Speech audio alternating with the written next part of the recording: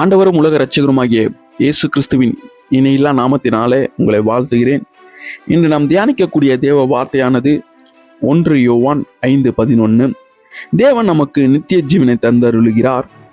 அந்த ஜீவன் அவருடைய குமாரனில் இருக்கிறது என்பதே அந்த சாட்சியாகும். இந்த உலக மனிதர்கள் பல காரியங்களை தேடிக்கொண்டு வாழ்கிறார்கள். பணம், பதவி, புகழ், சந்தோஷம் இவைகள் எல்லாம் பெறுவதற்காக ஓடிக்கொண்டிருக்கிறார்கள். ஆனால் இவைகள் அனைத்தும் ஒரு நாள் முடிவை அடையும். ஆனால் தேவன் மனிதனுக்காக கொடுத்த ஒரு பெரிய பரிசு உண்டு, அது நித்திய ஜீவன். இந்த வசனம் சொல்வது நித்திய ஜீவன் எங்காவது ஒரு இடத்தில் இல்லை, அது இயேசு கிறிஸ்துவுக்குள் இருக்கிறது என்பதே. இயேசுவை உடையவர்கள் ஜீவனை உடையவர்கள். இயேசு இல்லாத வாழ்க்கை வெளியிலே அழகாக தோன்றலாம், ஆனால் உள்ள வெறுமையாக இருக்கும்.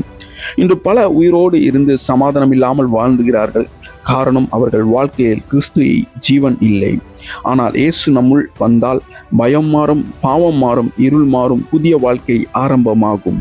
தேவன் நமக்கு நித்திய ஜீவனை கொடுக்கலாம் என்று சொல்லவில்லை, தந்திருக்கிறார் என்று உறுதியாக சொல்கிறேன். அதாவது ஒரு வாக்குத்தத்தம் மட்டும் அல்ல, ஏற்கனவே தயார் செய்யப்பட்ட ஒரு கிருபையாகும். அன்பானவர்களே, இன்று நாம் நம்மை தானே கேட்டுக்கொள்ள வேண்டும், என் வாழ்க்கையில் இயேசு இருக்கிறாரா? ஏனெனில் இயேசு இருக்கும் இடத்தில் நித்திய ஜீவன் உண்டு. நாம் இந்த உலக வாழ்க்கையில் மட்டுமல்ல, நித்திய வாழ்க்கைக்காகவும் தயாராக வேண்டும்.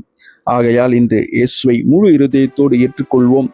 அவரோடு வாழ்கின்ற வாழ்க்கையை உண்மையாக ஆசீர்வாதம் உண்டு.